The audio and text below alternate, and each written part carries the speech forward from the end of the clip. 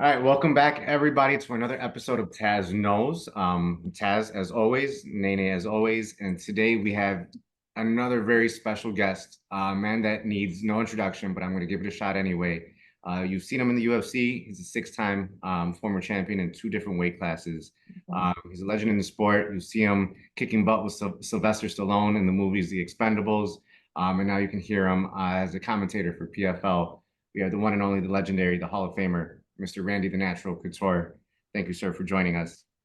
Thanks, Taz. Thanks, Nene. Nice to see you both. So just I don't know if you remember, we've actually just met about a month ago. It was at the bar in Indiana. We had a short conversation, just trying to set something Oh up. yeah.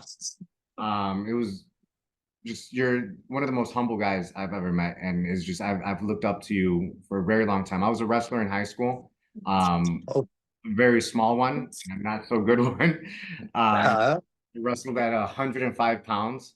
oh Made wow. Yeah, I'm about 155 now, so I'm, believe it or not, 50 pounds heavier than I was in high school. Made the jump to MMA my senior year. And again, I didn't have that great of a wrestling background career. I understood it. It was just I was really small. Everyone overpowered me. And then I watched your fight with Tim Sylvia, and that changed the way that I looked at everything. And it reignited a spark for me to go back to wrestling roots, to learn that, and just the way that you imposed your will was just amazing, And I've been in the sport of MMA for 14 years now. Didn't have the best competition career either, but understood the sport. I adapted and adjusted where needed to be. My coach ended up getting injured during my training camp. And then afterwards, it was just me helping him teach, because he needed help. And then I blinked my eyes, and 5 years went by, and I never got to fight again. Here I am running the gym. I'm the head coach, and I run my own gym here in Chicago. And I mentioned your name and your style because my style really followed you.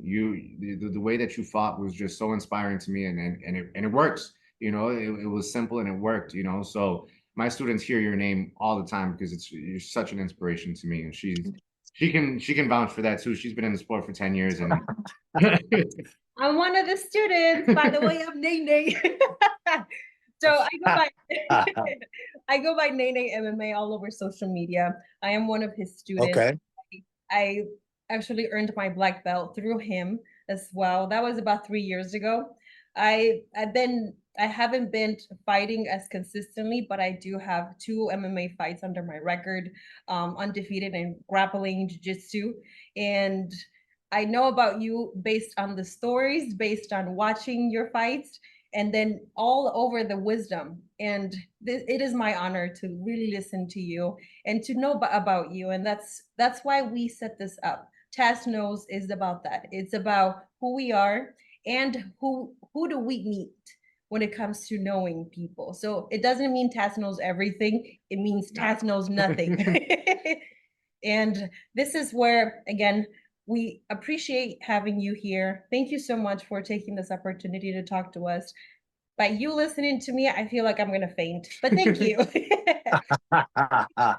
Well, thank you both very much. I appreciate that very much, and I think you were absolutely correct. Keeping it simple is a huge piece of the puzzle, and we as humans tend to complicate the hell out of everything. So I think finding that simple mindset, finding that thing that you can stay on track and stay on task with is very, very important. I didn't want to create a persona. I didn't want to do any of these things that so many other guys did, because I knew at the end of the day, I'd have to live up to that somehow. And it was way easier for me to just be myself and approach this with the same mindset that I developed through years and years of wrestling. I started wrestling at 10 years old, for all the wrong reasons. I walked out on that wrestling mat to try and get my deadbeat dad's attention. I'd heard my whole life what a tough guy he was and what a good wrestler he was. So I thought maybe if I turned out for the team, I'd get his attention. Maybe he'd come around more. It didn't work. He never saw me wrestle a single match my entire career. But I found the place I seemed to flourish. I found those friends, those guys I was training with, those coaches became hugely important to me. You guys are in that position now. You're planting those seeds in so many of your students, and you're sitting right next to one of those students that you planted those seeds in Yeah. Now you're getting the luxury of getting to see that flourish and see that plant grow and see what it's turned into, a black belt now. I mean, that's amazing.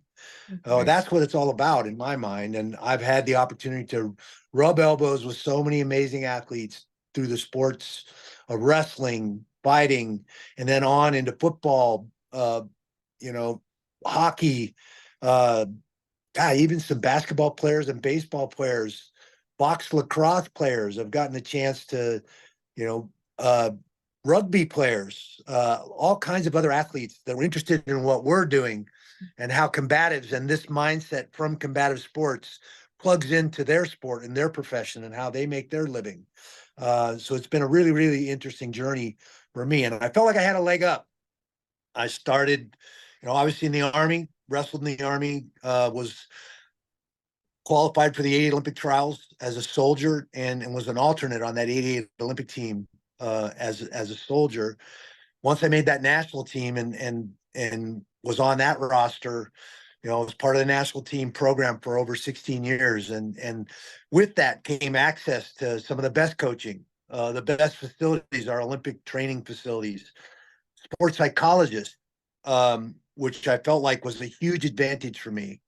As I transitioned out of wrestling and into fighting, I had years and years of experience working with a sports psychologist and that mindset framing, learning to control that internal dialogue and recognize that I control it. It does not control me.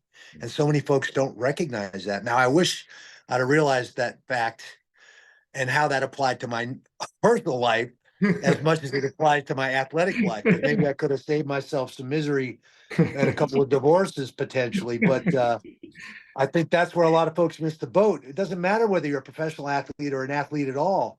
Those same mental skills that we develop through the adversity of walking out on that playing field or walking up in that cage or out on that mat applies to every other thing that we do on a daily basis. And we fail to recognize that a lot. And I obviously at some point that light bulb went off for me, and I realized I was missing the boat.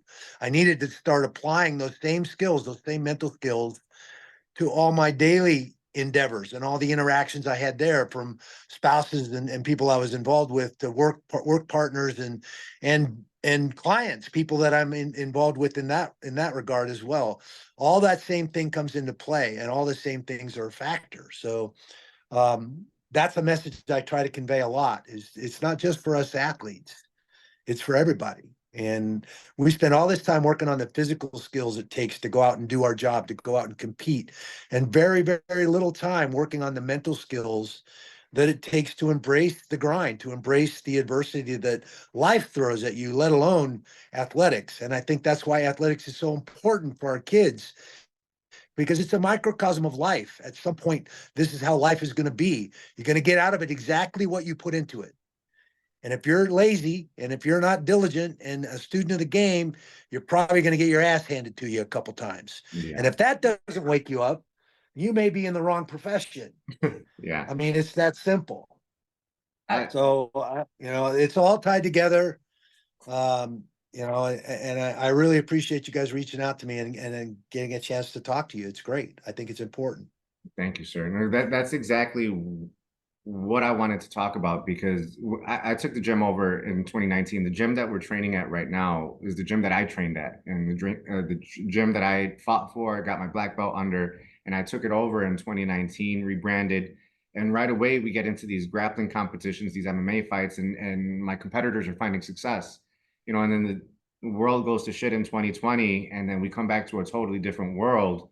And when I started training, like all of us got into MMA because we wanted to fight. Like it wasn't as mainstream yet. And I think as it got more mainstream, we got a whole bunch of different types of people coming into the gym, people that looking just for self-defense, looking for workout, and then still with people that wanted to compete. But I think when everything started changing, the mindset changed too.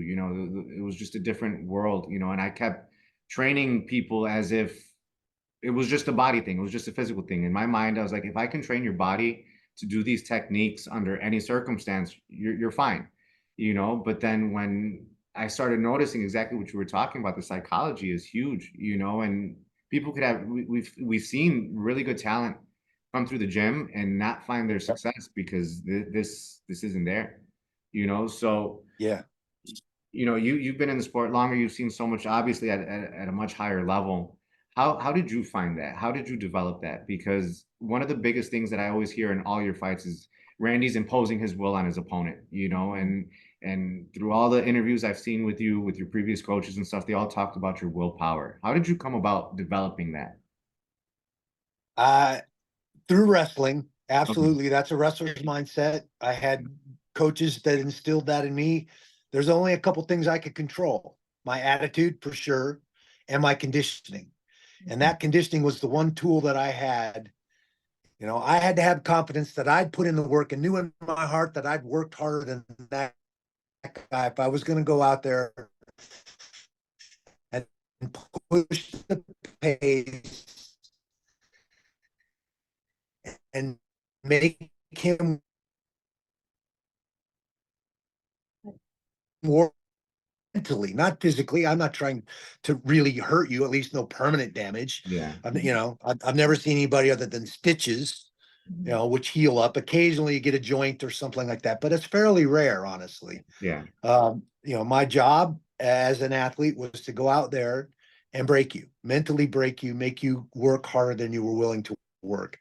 That means I had to train that way and have that mindset in practice against some of my best friends. Some, you know, some of the guys I was in the gym with. You're only as good as the guys you're training with.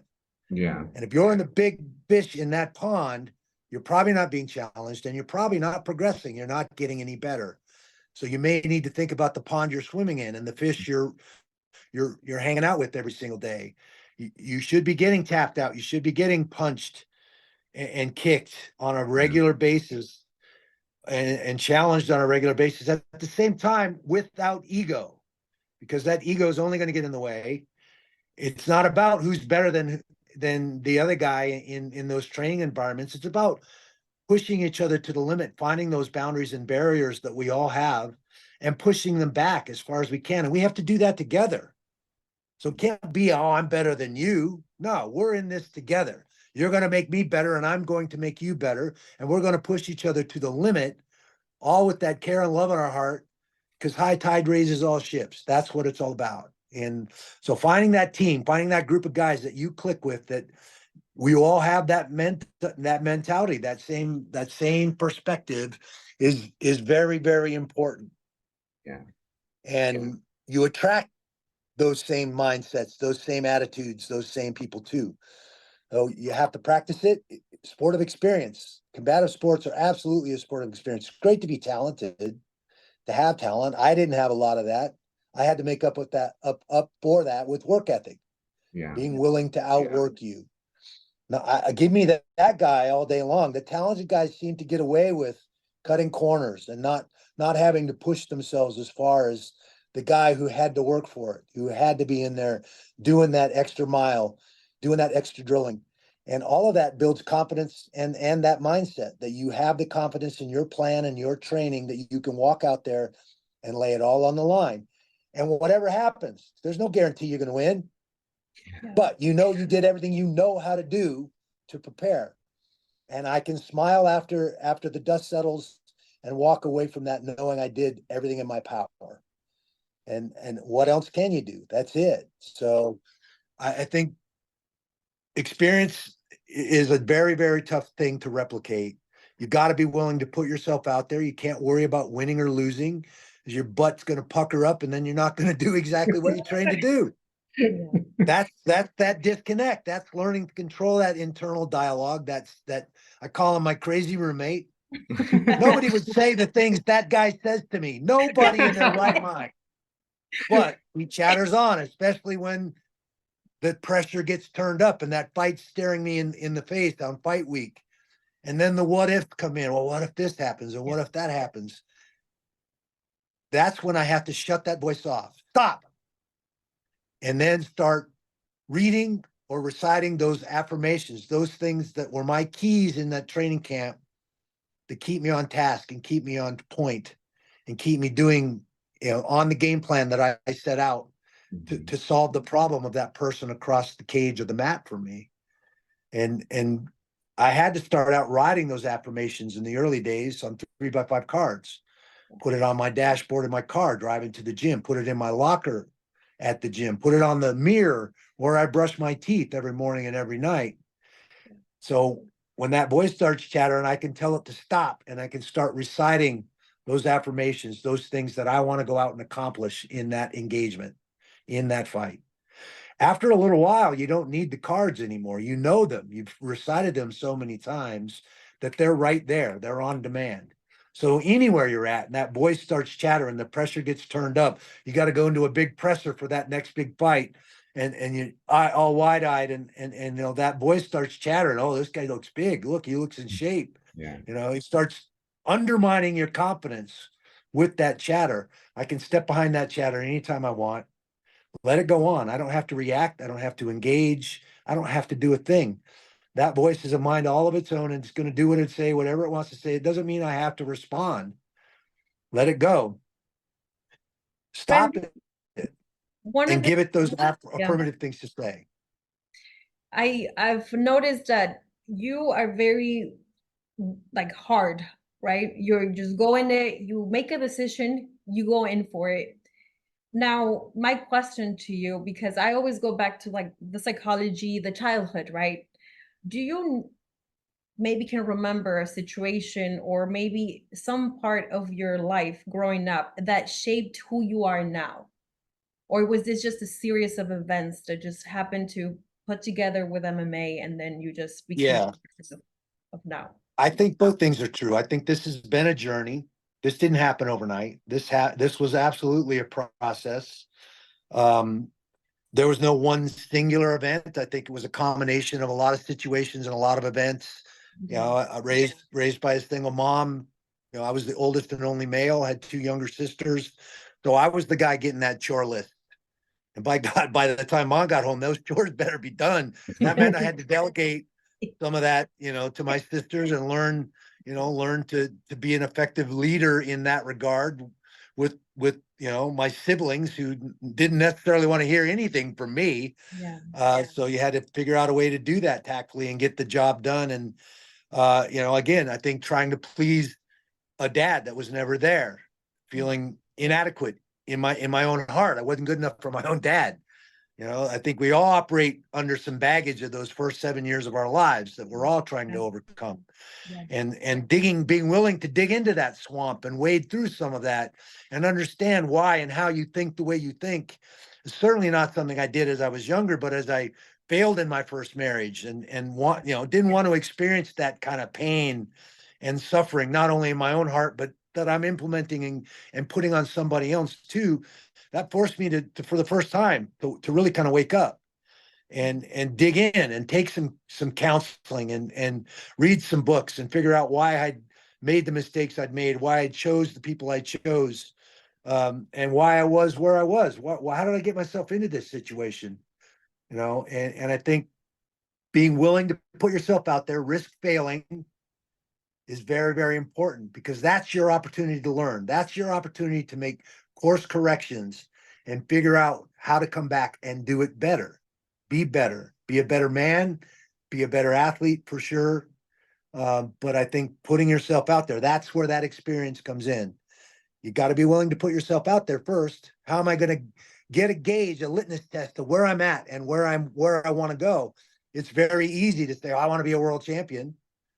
But getting down to the nuts and bolts of figuring out how to draw that map, be honest with myself and have honest people around me that aren't going to blow smoke up my hand and going to tell me exactly where they see it as I'm at. And then being honest with myself. Nobody's going to be harder on me than I am. Nobody's harder on you or you than you are on yourself. That's the way we're wired as humans. So figuring that out, learning to overcome that, learning to control that voice, find those affirmations and those goals, draw that map and don't forget about the daily, weekly, and monthly things that you accomplish along the way. It's easy to stay so focused on that destination, that final place, that we forget to enjoy the journey and the little steps that we accomplish all along the way.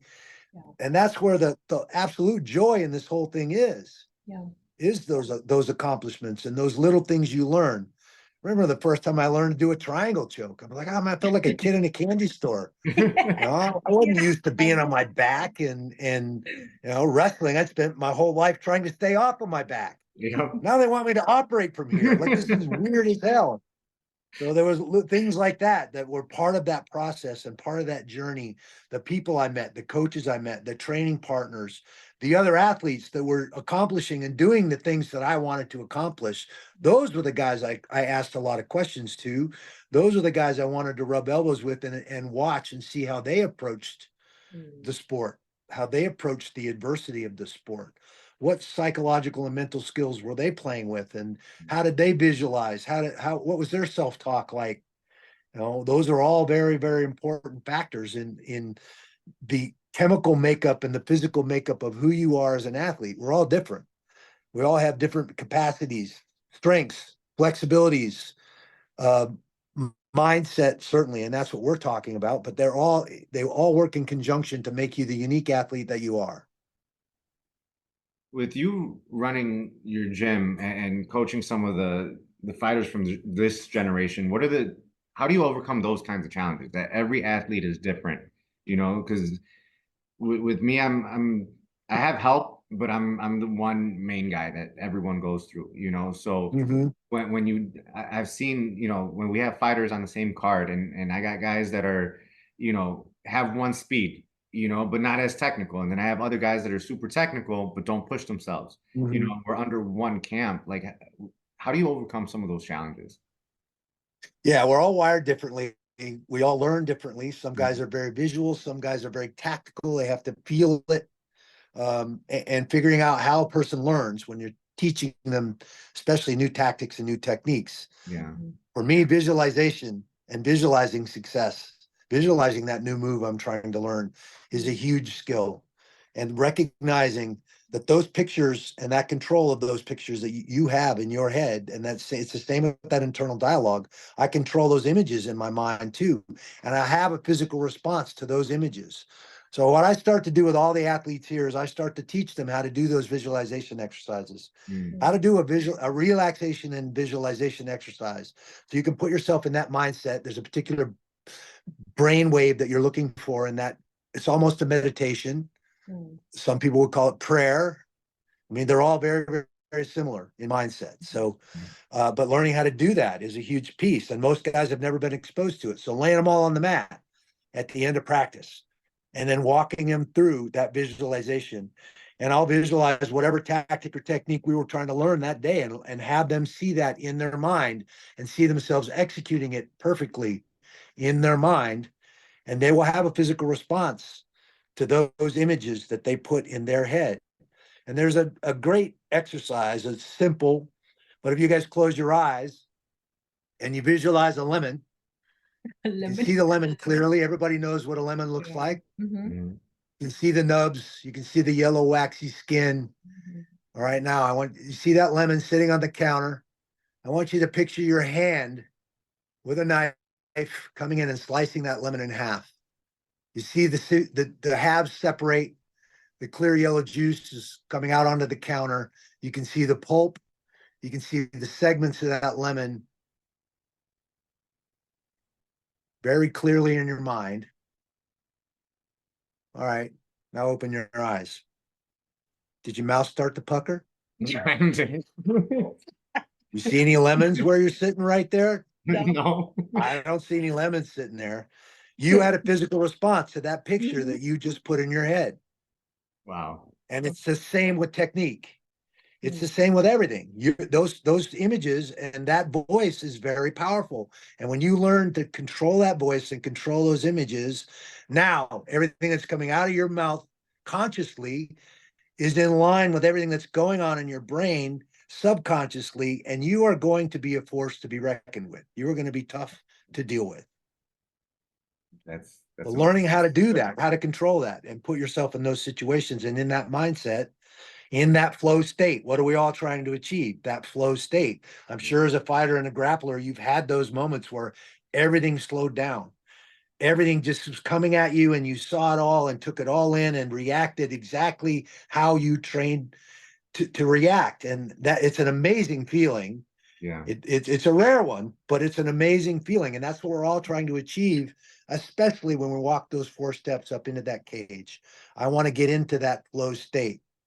I want to get into that place where I'm firing on all cylinders. My conscious and subconscious voices are saying the same things. And I know I've done the training. My conditioning is on point. The tactics and the plan I have to solve the problem across the cage of that guy, because it's problem solving at its finest, Hmm. hopefully is on point. Doesn't mean there's a guarantee there that you're going to win. Yeah. Yeah. But I know I did everything I know how to do to put myself in a position to win, and I can deal with the outcome no matter what it is. One of the things that we often talk about as far as what his teachings, we've actually spoken to Dan Severn before, and then he always says to us, you practice how you fight, right?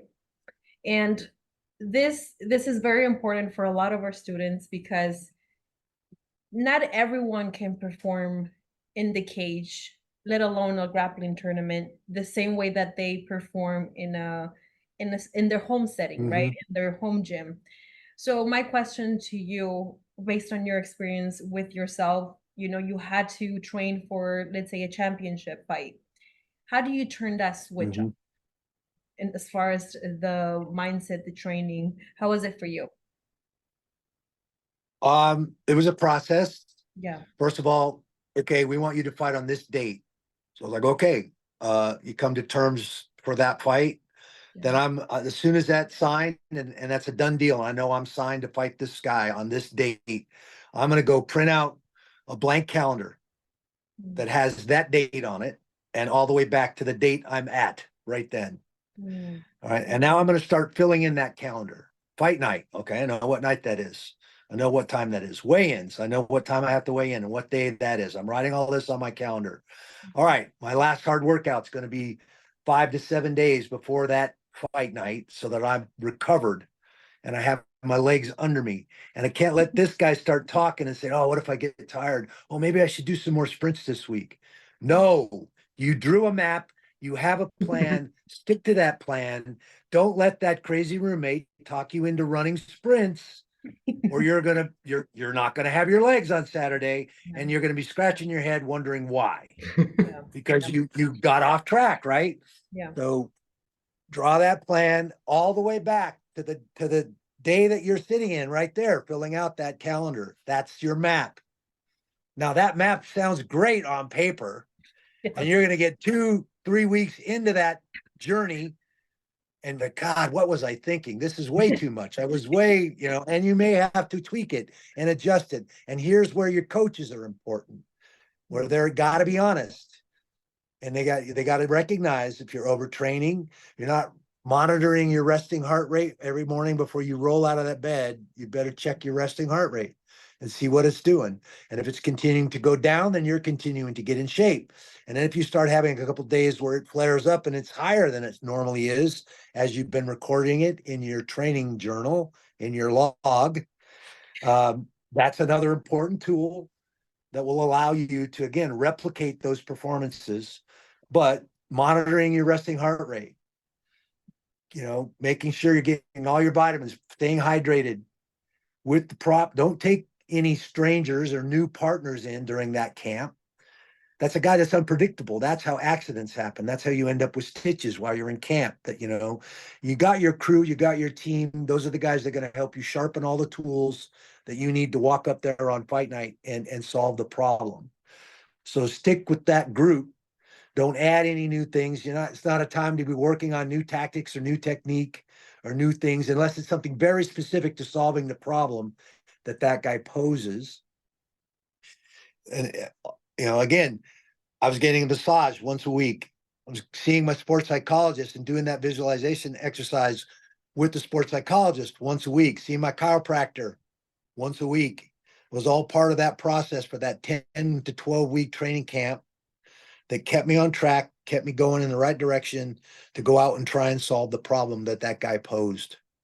And then I had my workout partners, my team. I knew my strength coach, which is going to help me do the sprints and do the circuit training so that I'm durable and have the endurance and durability to get through a fight. That guy has to coordinate with my grappling coach and my striking coach that are running those situations and those days. A couple days a week are going to be red flag days where I'm coming in and doing shark bait or having guys rotate in on me, getting match length goes where I'm in that survival mode for those last couple rounds. And that again finds that barrier where your brain starts chattering saying, oh, I'm tired, I want to quit. No, you physically can go a lot longer than that voice and that brain will allow you or try to tell you you can go. Those types of drills where you're the guy out there that everybody's working in on, trying to make you tired, trying to find that boundary and push that boundary back. So you have to survive those moments. That's going to give you that confidence in your conditioning and your ability to survive those situations. And then on fight night, when you haven't gone through all that, and again, you can't do that too often because that in itself will undermine your confidence as well. So again, drawing that map, sticking to that map, tweaking that map when you have to, if it's too much or maybe too little. Rarely is it too little. Generally, you have to pull yourself back a little bit. But again, having those training partners and those coaches to give you that input, to keep you on track. Well, what do you mean you're going to have a beer? Is that going to help you win on Saturday? I think you need to pass on the beer, buddy. Yeah. Again, those people that are close to you help keep you on task and keep you true to the map that you drew to get you where you wanted to be. Does that make sense? It Yeah, makes absolutely. perfect Yeah. sense. How did you apply that to just your everyday life? Because I know you said earlier, you wish you had seen certain things and applied that to your personal life. Because I'm going through that now. Like I've seen what athletics, combat sports, martial arts, wrestling can do, and I feel like I saw it a little bit too late. Whereas if I would have made certain adjustments earlier in my life and followed that martial arts lifestyle in my everyday life, I could have avoided a lot of negative situations for myself. So it is, Yeah. And what you can't do is look back and have regrets on those things because all those things were part of this journey that made you the man you are right now. yeah. All the things I went through, those divorces, those failures. I had a fight record of 19 and 11. I've lost plenty of times and lost some of the biggest wrestling matches you could ever lose. 4 Olympic trials. The one goal I did not make was the Olympic team. I was an alternate 4 times, but I never was the guy. Yeah. And if I'd have let those disappointments, those setbacks ruin me or get me so distraught, I would have sacked up my bats and never forayed into MMA. I think those failures prepared me for the volatile sport that MMA is and allowed me to keep my wits about me and see things for what they really were. And yeah, okay, I lost a fight. And I say this all the time. If that's the worst damn thing that happens to me in my life is losing a fight, I'm doing pretty damn good in the grand scheme of things. So Wow. keeping it in perspective, putting that proper frame around it, recognizing it for what it is, using those setbacks as opportunities to get better, to make adjustments, to adjust your trajectory, think about who and where and when you're training and who you're doing all that with. Maybe there's where you ferret out the flaws and the mistakes and like I said, maybe you're that big fish and you've stopped progressing and stopped getting any better. You have to recognize that.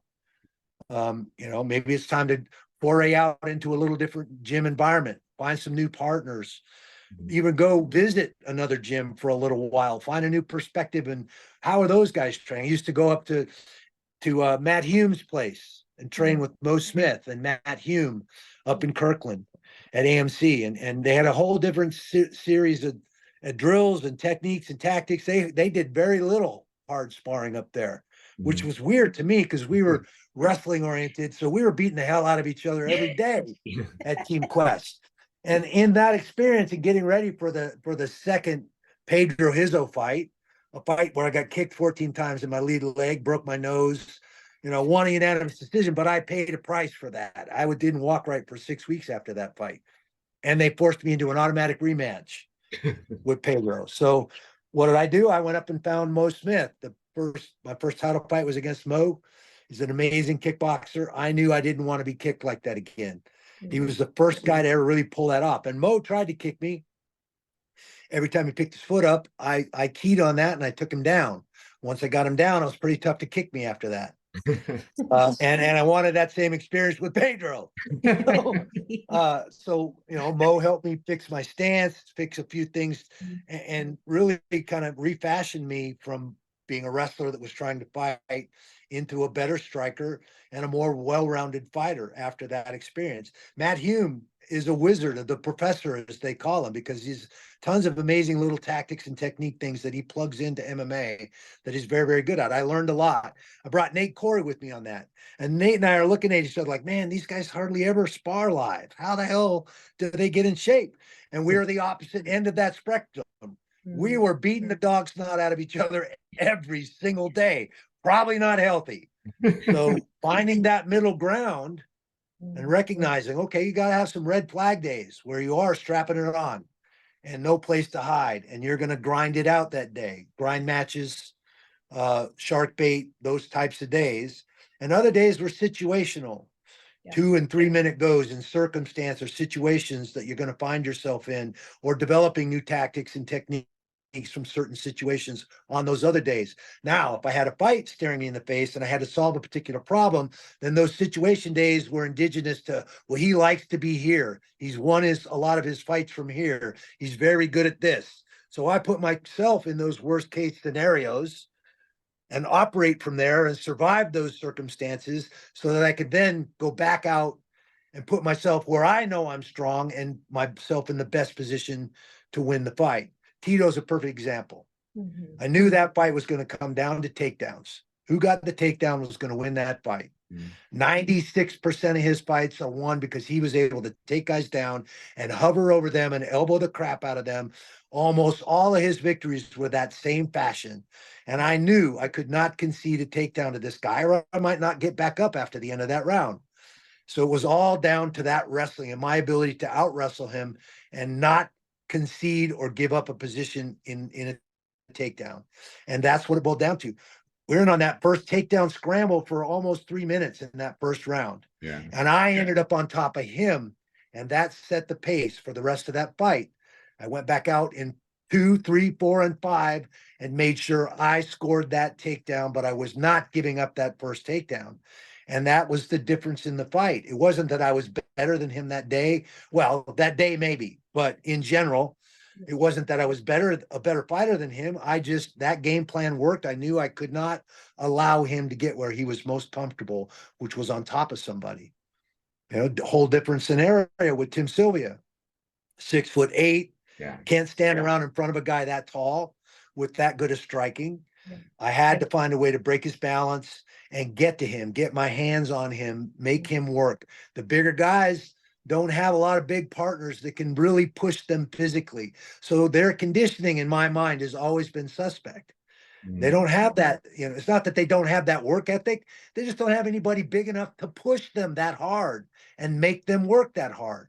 So I always felt like if I use my mobility and make them move their feet and then attach myself to them and make them wrestle me, I could take a lot of gas out of them, the bigger guys. And then that power isn't such a factor. I could then step back and maybe stand around in front of a guy like that. And that's exactly what happened with Tim.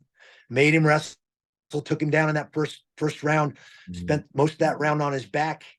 By the third round, he was exhausted enough that I could get away with moving my head and standing in front of him and picking at him and striking with him. But until then, I knew I couldn't stand in front of Tim. He would knock my head off. So having that game plan and sticking to that game plan, having the confidence and the team around you to fashion those plans and go out and commit to that, stick to it, and hopefully it's the right plan. Because like I said, there's no guarantee. Hell, like I said, 1911, I've lost plenty of fights, but I changed course, made the corrections, and came back better, came back stronger. And that's one of the things that I've always admired about your career is that, like, we were just watching one of the documentaries on you that they said you were always the underdog in your fights. And it's not that you were squeaking victories out from the guys that you were quote unquote supposed to lose to. You were beating their asses pretty good, you know.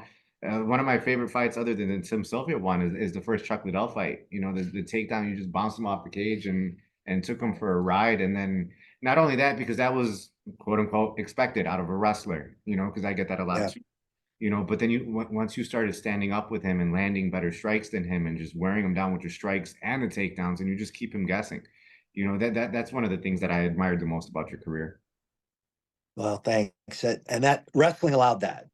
Yeah. If I was one dimensional, that was the first thing I had to set about doing. I knew I had a great wrestling pedigree and background, especially the Greco. And Hmm. Greco, of all the wrestling styles, Greco and collegiate style are the two styles that we practice in the US that translate directly to fighting. Mhm. College style, because it's all about control and holding position. So you take a guy down in college and you float over him and you keep him down there and you smother him and you hold him down in those positions. You hold him on his back to score near fall points or pin him. You hold him on the ground to keep him, at bay. And that translates directly to ground fighting in MMA. Greco, because of the upright posture that we have in Greco. And now I can actually touch your legs and trip you and all those things that aren't allowed in a Greco-Roman engagement, but we're used to fighting and pummeling and scrapping in that close chest to chest, constant contact position. Freestyle in college, you're, posting off and there's distance between you and your opponent. Hmm. There is no distance in Greco. You are literally engaged with that guy the entire time. Every second of that match, you're touching each other and chest to chest and engaged. And that translates to fighting and wearing a guy out in a fight too, especially with a solid barrier that I can trap you against. So a lot of that came from my wrestling, but I knew I had to sharpen up my striking. First of all, I needed to protect the bean. Yeah. If I had no defensive skills, then I'm at risk. Yeah. Anytime I move into that range of exchanges, I'm at risk of getting clipped, of getting hurt or knocked out. And I only got knocked out once. And that was Chuck, the second fight. I Yeah. got flashed in the third fight. I got flashed by Brock. No difference between being flashed and being actually KO'd, actually knocked out, where you lose that little piece of time. Um, but I had to sharpen up the striking, both so I could protect myself to move into that range of exchanges and effectively be offensive, be a threat. If there's no threat there in the striking, then what's he got to worry about? He just knows he's got to worry about you taking him down. Yeah. I needed to be a threat offensively with that striking, learn to kick. Mo helped me immensely there. I never kicked anybody. Yeah. First thing he did, taught me how to kick. And in that mechanics and learning how somebody did that, I could then start to recognize that and see when somebody was loading up or setting me up using their footwork. So I could see those kicks coming and defend them, check them, not just eat them, but actually check them. So again, it's been a constant journey of putting myself out there and trying to learn from anybody I could learn from and get better and continue to progress and never get hung up on the wins or the losses. It didn't matter. I was having a friggin' blast every time I went out there. I mean, this is supposed to be fun. If it's not fun, then why the hell would we do it? Yeah. So don't get so serious and so caught up in all of it that you're not having a good time. You're not having fun. And that's how wrestling got for me at the end. I was so frustrated because I'd lost some of those big Olympic, trials, finals, and the ones that were going to put me on that team, that I was uptight. I was more nervous walking into a wrestling match and at a wrestling tournament that was going to determine whether I made the team or not than I was for walking out of that tunnel and up into a cage where I might get kicked in the face and knocked out. Tell me how that's possible. How does that work? But that's where I was at the end of my wrestling career. The minutia that I was trying to study and learn to make that difference, to put me over the hump and put me on the team instead of the alternate on the team, was driving me crazy, and it was taking a bunch of the fun out of why I got on a wrestling mat in the first place. Because it's the most fun you can have without going to jail. Facts.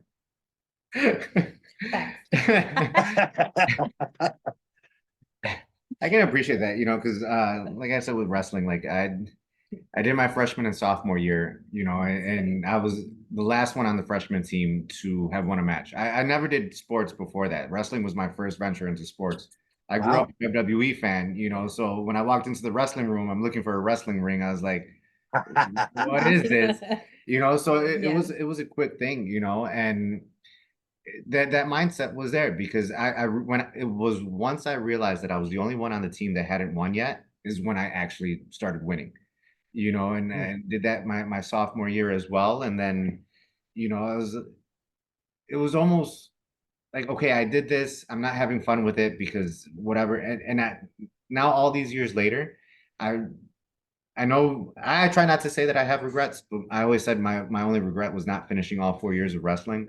But I was able to go back 11 years after my last wrestling match because my freshman wrestling coach is also a black belt. He focuses on catch wrestling at a different gym here in Chicago. Yep. Mhm. And he was doing a seminar. And I was like, I wonder if he remembers me. So like I wandered in there and I wore my wrestling sweatpants and stuff. And he's like, I'm supposed to remember you. I was like, I wasn't banking on it. That's why I wore the pants. And he's been such a, we started training right away again. I told him that, I got into MMA. I really wish I would have focused a little bit better when I was wrestling in high school.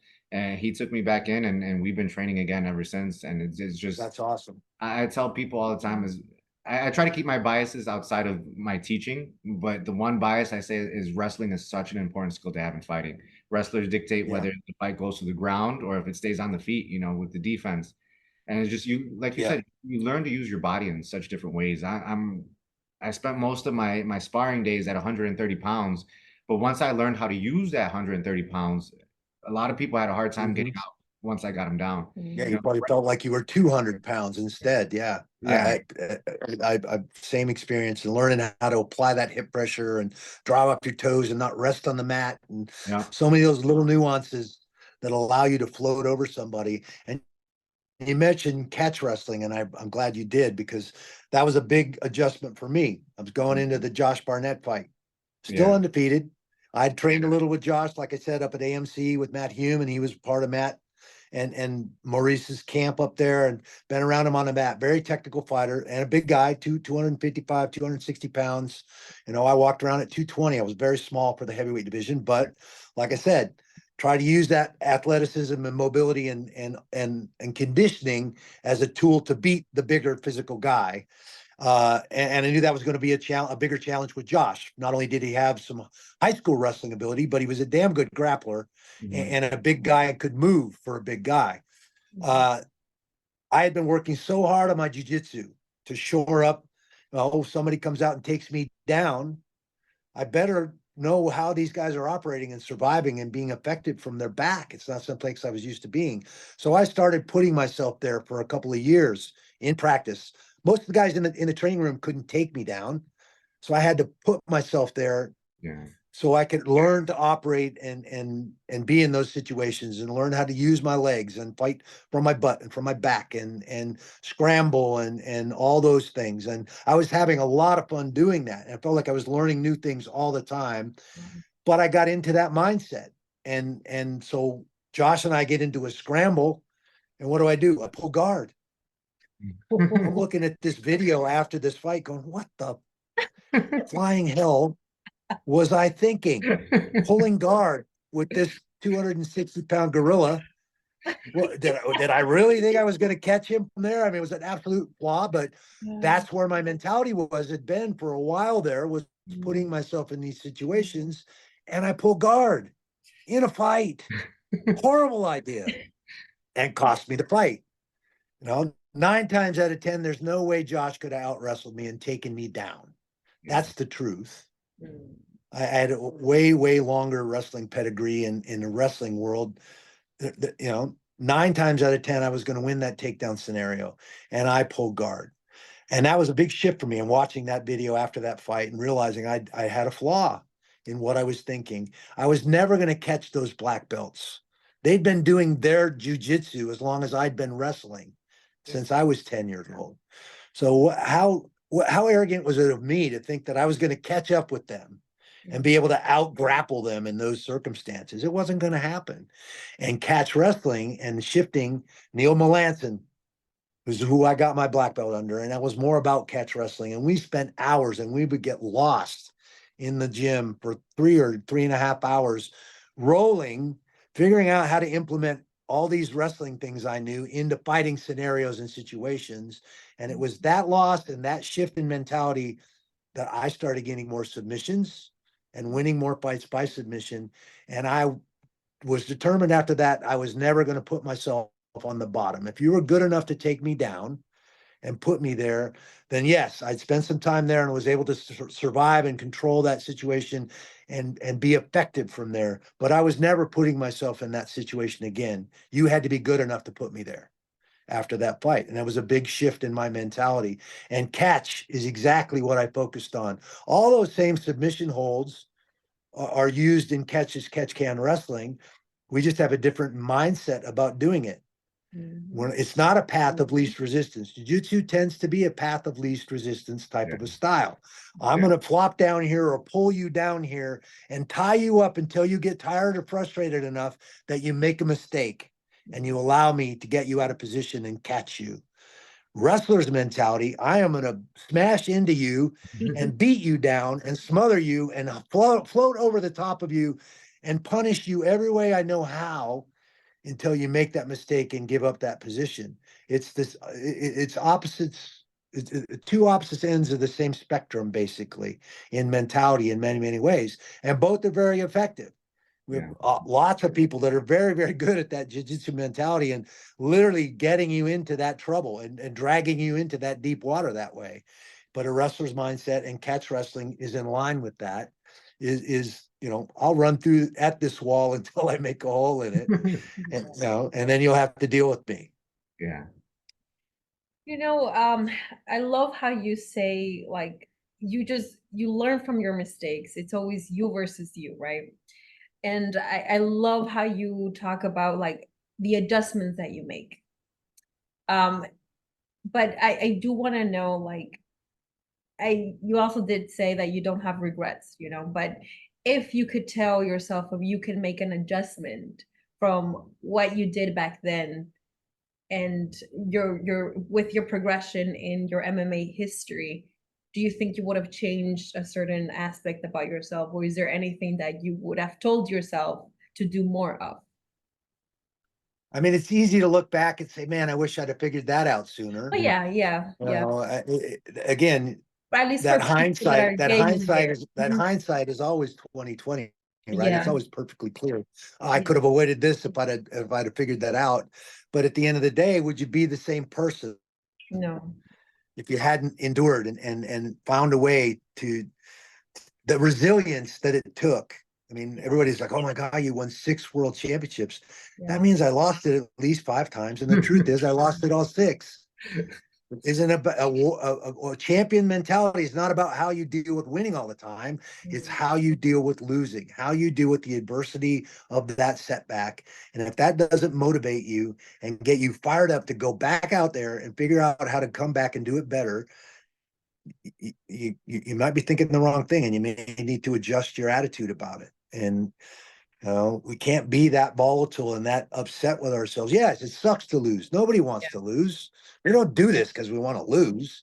I'm not saying go out there and lose. I'm saying do everything you know how to do to keep yourself from losing, but don't freak out. It's not the end of the world. When you have a setback, you have to change that frame around that circumstance and recognize what it is. Framing is a huge thing, and that's something I learned from BZ Hendricks, our sports psychologist with the national team. I was, wrestling at a very, very high level, placed, I think, 9th in the world, won, silver in the World Cup, 9th in the Open World Championships, had yet to make it to an Olympic mat, but I was knocking on the door. I'd beat world champions. I was on my way, and I was, we have a very wrestling, especially Greco. We have a very aggressive style. The Americans do. It's not as technical, maybe, as the Russians or the Turks or some of the other countries that they've been wrestling Greco since they were 3 and 4 years old. Yeah. But what we lack in technical, abilities and superiorities, we make up for with our athleticism and our warrior spirit. We're gonna, like I said, go out and pummel the shit out of you. You better be ready to go because we are coming. And technically, parterre was an area that's where you're on the mat. Somebody's going to get called for passivity. That guy's going to get his choice: keep you on your feet, or put you on the mat where you're in a position of disadvantage. And parterre defense was an area where we as America, because we didn't have as much experience from that young age, we tend to get turned. We tend to lose points in those situations. Our defense just wasn't there. We didn't have the sensitivity that most of these Europeans had, that they've been doing their whole life. And so we were playing catch up a bit there. And I was losing some close matches because of that. And I get called for passivity, and in my mind, I'm pissed off. I'm not being passive. What are you talking about? And I'm having this conversation in my head instead of putting a different frame around that. They go, yeah, I'm out pummeling you here, and now put me down there. Okay, I'm going to beat you here too. Give me your best shot. Bring it. Give me everything you got, because I'm going to beat you right here too. And then I'm going to get back up and continue to pummel your ass into this mat. Putting that frame around that circumstance instead of that, fuck, I got called for passivity. I wasn't being passive. And now I'm down there instead of focused on my defense and not letting this guy turn me by simply saying, yeah, bring it, let's go. You know, I stopped losing those matches. I started by putting that different frame and mentality around the exact same circumstance. I started having a different outcome. Does that make sense? Makes perfect sense. No, that's my biggest struggle right now, outside of the gym. That stuff I feel real good, but this was awesome. We don't want to take too much of your time. We know you're very busy. This just thank you one more time for the years of inspiration. I don't think I would have been able to do the things that I did if I never came across your fights. And just having this opportunity to talk to you, I think just deepen my respect for you and my admiration. I'm gonna take these things, and I can already see where I can make my life better, and also the life of a lot of people, you know, through your words and the knowledge and your experience. So I just want to thank you for that, and thank you again for the opportunity to come here and talk to you. It's my absolute pleasure to be on with you guys. I appreciate you. You're asking all the right questions. You guys are you're on the path. You're definitely headed in the right direction. Couple books, Mind Gym. It's called Mind Gym. Okay. Mental Toughness for Sports. I believe the author of that is Ed Lohr. Wrestle to Win by BZ Hendricks. That's the sports psychologist that I worked with and that worked with us on the national team for years. Unfortunately, he's passed away. That book might be harder to find. Okay. He was a brittle diabetic, but an amazing guy. So we miss him, but a great book. And then the other book I would recommend, and it's not athletic oriented, but it's as far as mental skills, it's a great book. It's called The Untethered Soul by Singer is his last name. Okay. That book was actually recommended to me by my sister, who was going through a 12-step program. And there's all small books. None of those are very big books. They're easy to read. They're all about the mental skills that it takes to that Untethered Soul. I've recommended that book to tons and tons of everyday people, because it's all about that internal dialogue and controlling that crazy roommate and recognizing that we control that voice does not control us. Thank you so much. I feel like all the things that you were saying were hitting home. They were hitting my heart. I was just like, wow. Thank you so much. Really appreciate it. Absolutely, my pleasure. You guys continue to plant seeds. That's exactly what you're doing. Thank you, and those seeds are all going to flourish. I can see that. So continue to do what you're doing. Keep asking the questions, question everything, Okay. and keep learning, keep progressing. That's what it's all about. I'm still learning to this day. And I think as soon as you're done learning, you're done getting better. Yeah. Done living. Thanks, sir. Is there anywhere people can find you if they want to learn more about you, or do you have any upcoming projects? I'm on all the social media platforms. You know, Randy the Natural Couture is the official website. XC Natch on Instagram, Randy_Couture on Twitter, Facebook, all that's there. So the fan page is Randy the Natural Couture, I believe. Okay. Awesome. Well, thank you everybody for listening. Hopefully, I know you guys learned a lot. So give Randy a follow on social media if you want to see more, and keep an eye out for him. We'll see you all back next week.